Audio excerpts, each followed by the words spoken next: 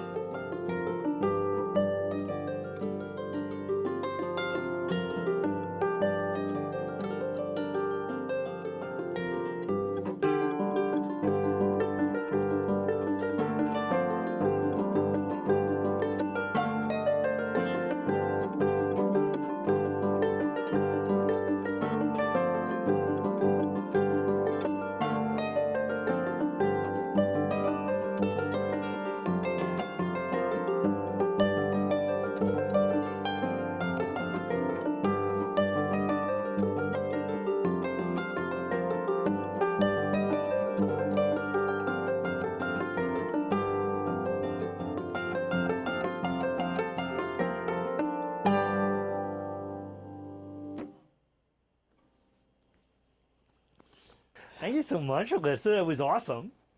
Thank you.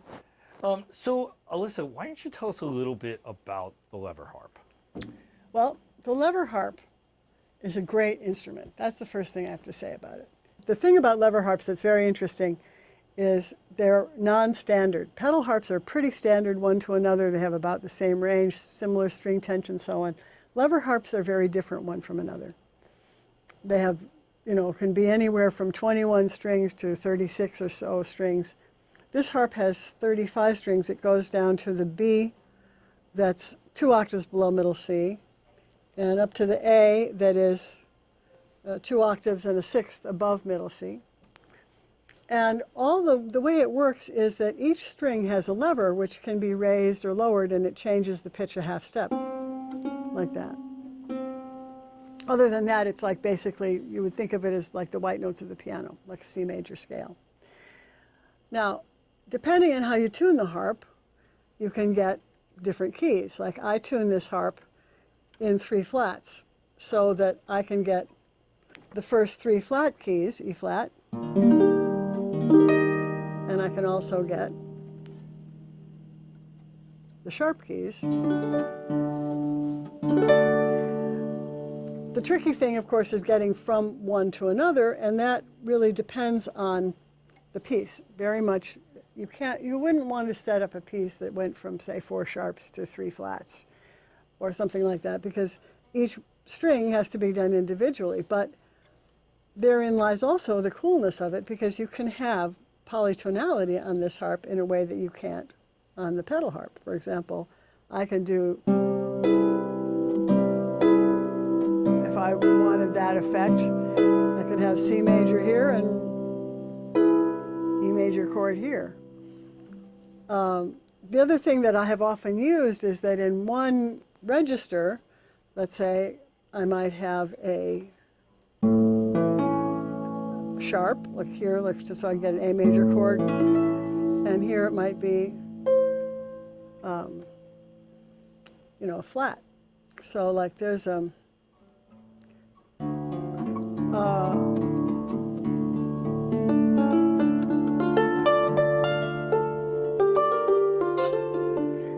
that you can set it up harmonically so that in one register you have a sharp and another you don't, or a flat and another register you don't. And there's a fair amount, these can be done with a fair amount of speed if the left hand is free. Even in between chords. But you have to be a little bit careful, because anything like that, really quick lever changes have to be practiced. And the other thing to remember, always, always, always, also with the pedal harp, is that once you've changed something, it stays that way until you change it back. So there's always 2 actions to any accidentals. So, if I'm,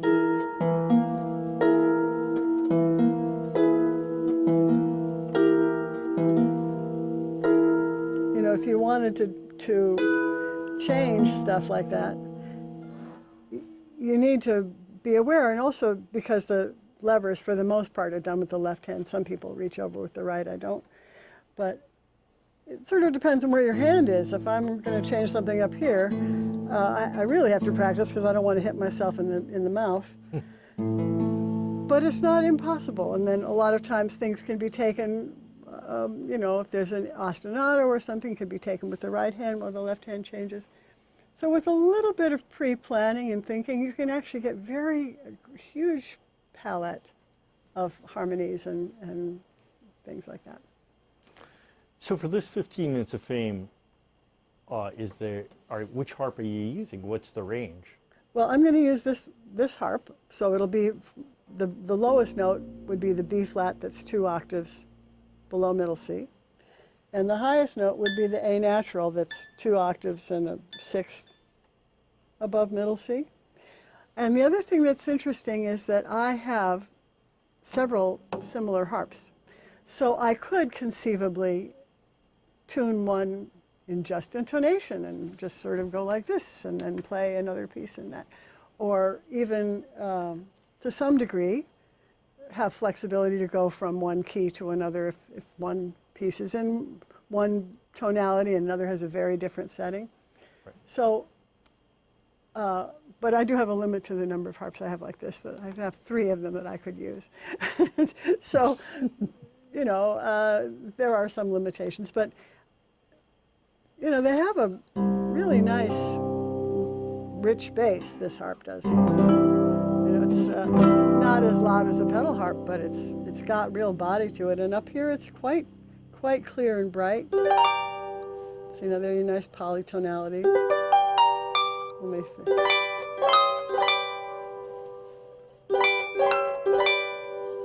So,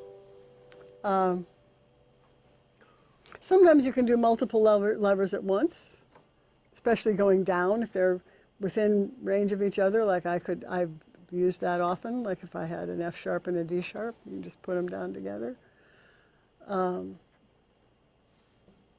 I think the main thing is, for people who are not familiar with the harp, be a little bit conservative, but I'm open to questions and checking things, what could or couldn't be done, because I would say I've really enjoyed expanding the possibilities of the instrument, you know, beyond just the what people usually associate with it in terms of you being harmonically static. The other thing that I did in the piece that I played as a demonstration piece is I used 3 different modes.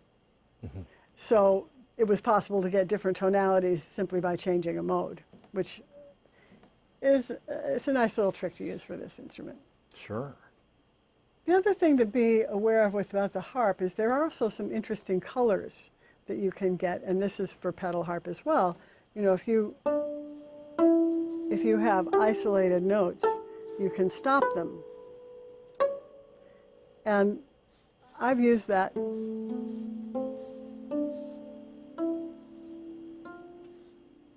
as an effect.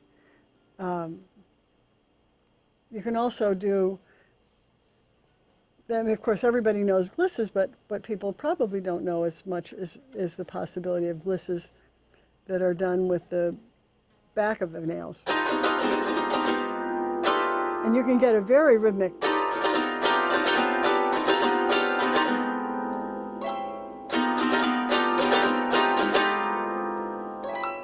you know, very interesting effects that way.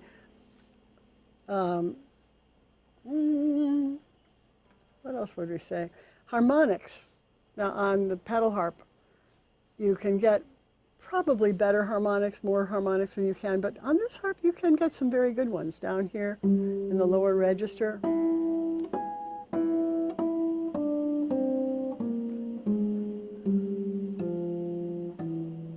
And you can even get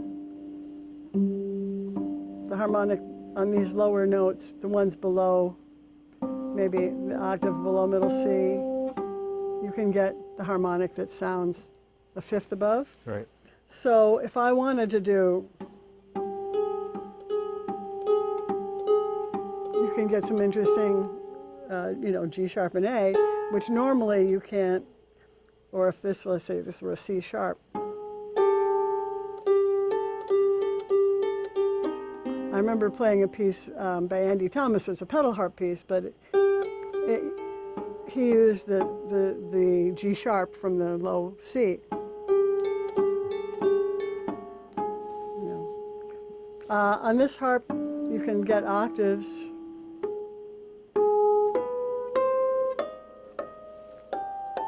Certainly up to the C, maybe the E, an octave above middle C. You can get harmonics that are an octave above that.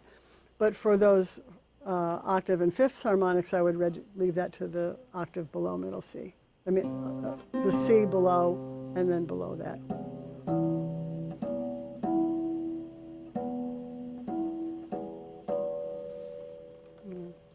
Nice. And then there's other, you know,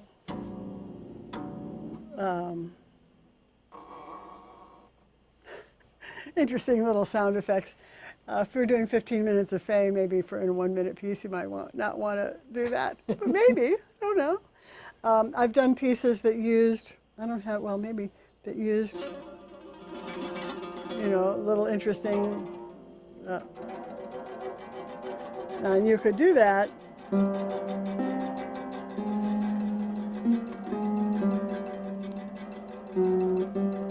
You know, you can get sort of interesting little sound effects that are, you know, using objects, Right. various objects, and occasionally, Oh. you can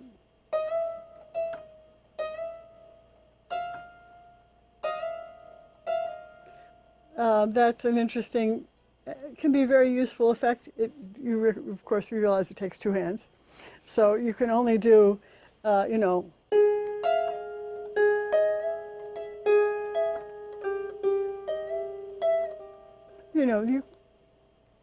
if it's a conservative, you could experiment with it. And that's pretty much in any register. Sometimes a little more effective up here. Maybe not. I don't know. Now, there are pieces that people use knocking on the sounding board. Very famous pedal harp piece that uses that other effect I was showing you. You know, kind of going back and forth, very percussive stuff. You probably want to check with a harpist, but it's certainly, you know, legitimate thing to do. And within maybe a fourth, you can stop two notes.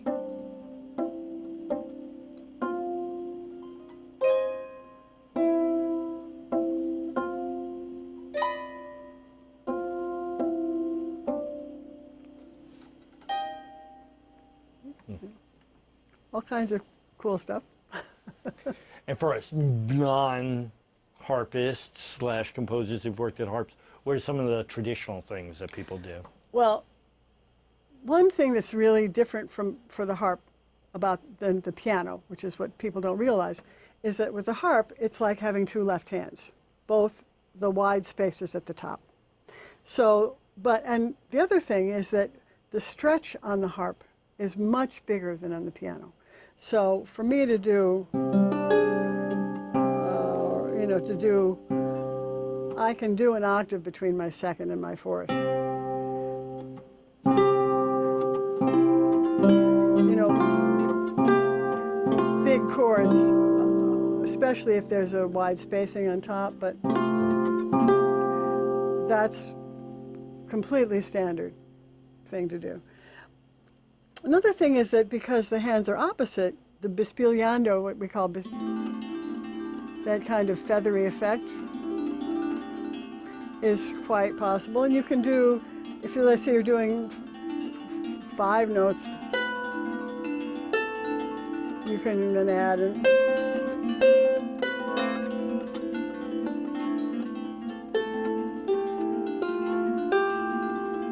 bring out one note above, or I suppose you can do below.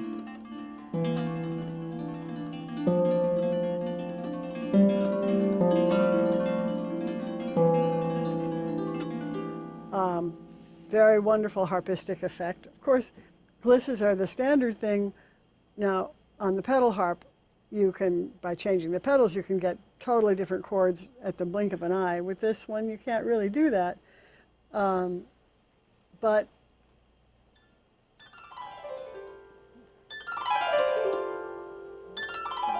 the possibilities of doing a very interesting, differently sourced, pitched, you know, bliss, of course, is there. Another thing that people don't really think of is there's such a natural difference built into the different pitches. You know, the lower strings are going to ring, and the upper strings are not going to ring. So it's sort of you know, especially the wire strings, they hold for a long time.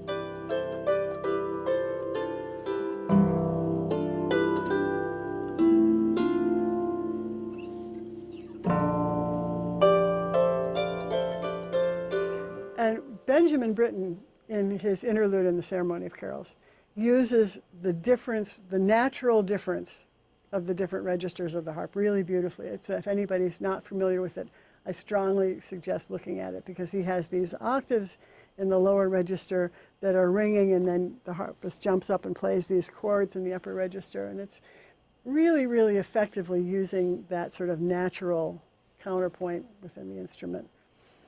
The lower strings, they ring, you know, and if you don't stop them, they'll keep ringing. Now, there are a lot of techniques for stopping them, other than just, you know, I mean, there's that kind of thing. But there are ways of stopping individual notes, or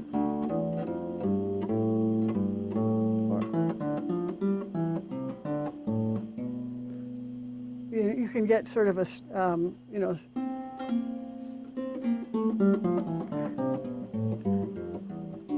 that kind of a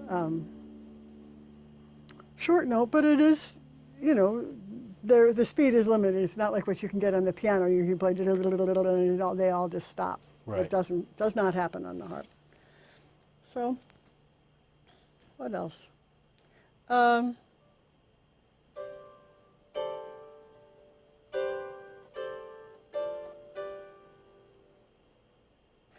I guess, there's a few more little effects. Sometimes people play with the nails, and that's also a very limited effect, because you're playing with your nails. They're usually very short to begin with, Right. unless you're a South American harpist. They play with their nails all the time, but their harps, string tension is different. It's a whole different technique. You can do individual notes, and you can also play near the sounding board for just a color change, which can be very nice.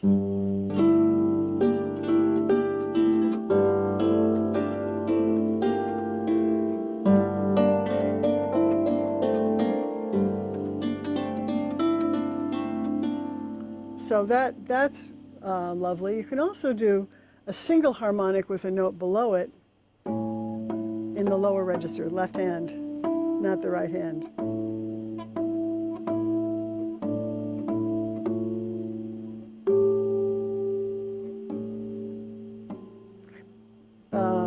You wouldn't want to put them too close together. It's really hard. Possible, but.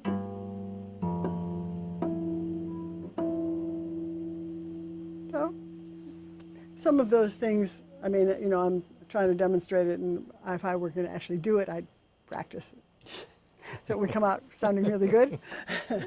But they are quite possible, I think, even.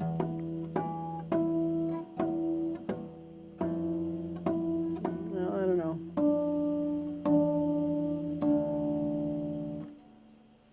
And what about playing the strings with something besides your hands? Well, there are sometimes people, like in Broadway, actually, people use picks or erasers for all those glisses, because they will give you blisters after. Sure. Like that. It's not something I've done that much of. I mean, other than what I was, you know, what I was demonstrating, that little thing. I mean, you can get different sounds by playing with different kinds of plectrums, but it's not a common technique. I have sometimes played the bass wires with a drum, like a soft mallet, to get especially the lowest one. You know, you can get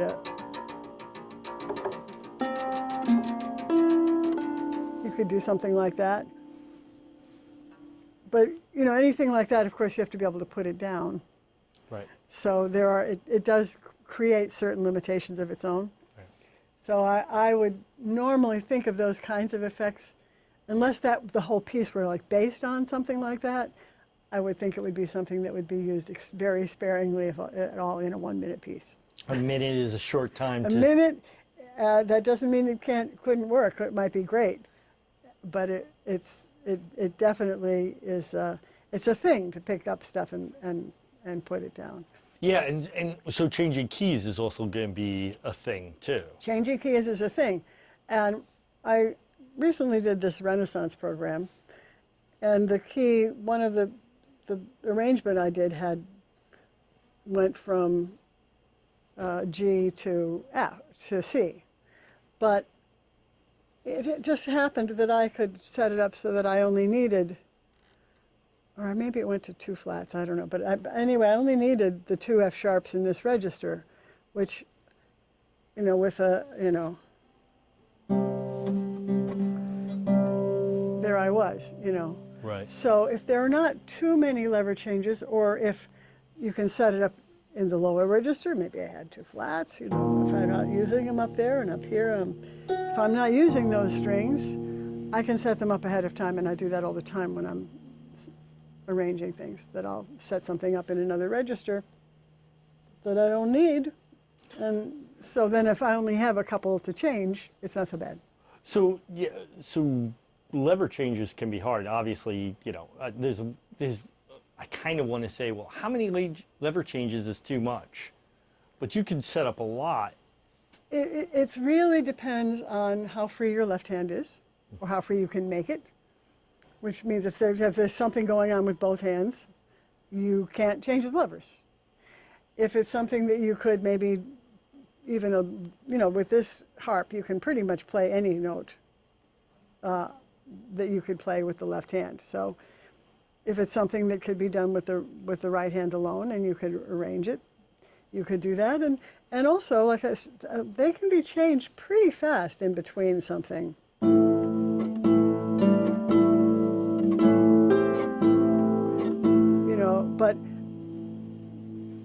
But it's a thing. It's a thing. It has to be practiced. And if there were several of those,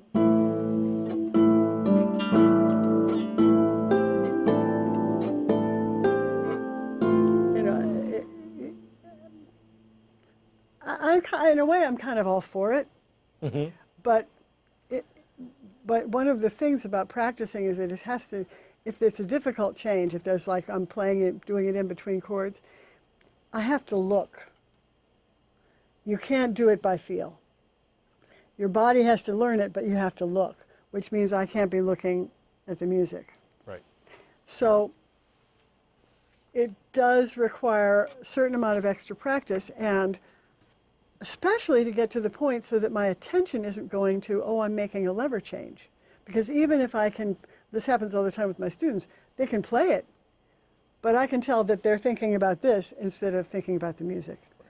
So it is an extra, pedals too, it's an extra musical thing that one has to do, sometimes way in advance of when it happens musically, or way after when it has happened musically. So if there's too much of it, it's going to be a little too distracting, even if it's possible. Well, and that's since you're a composer, let me discuss that with you too. There's the sort of practicality of having something difficult to having it performed.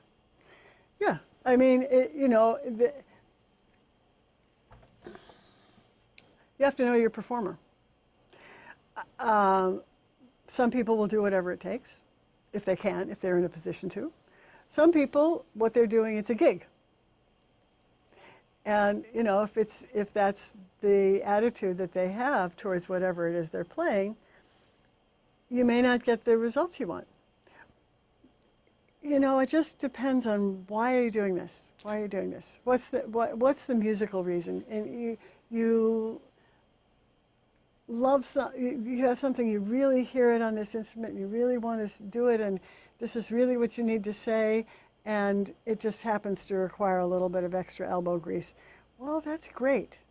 But if you're just trying to push the limits of what the instrument can do just for the sake of doing hard stuff, I don't know, just to show that you can. I'm not all for that. That's not my. That's kind of all it translates to, right?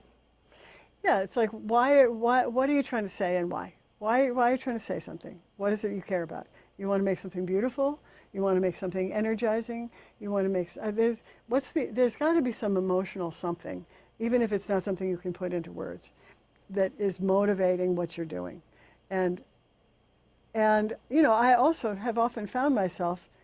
I mean, when I write for harp, I write usually away from the harp, because I write at the piano, even though I really don't play the piano, because I don't want to be just going into what the fingers want to do.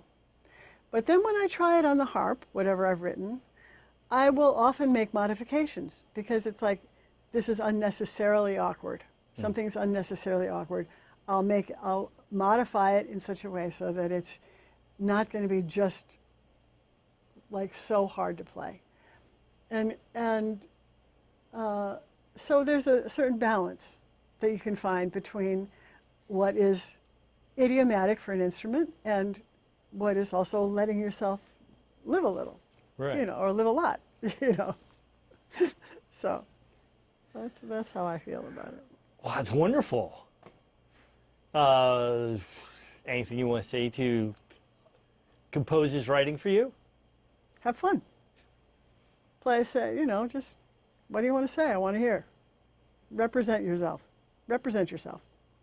Say something that matters to you. That's what I would say. Excellent. Thank you, Alyssa. Thank you. I'm so excited. It's going to be a great one. Yeah, I'm looking forward to it.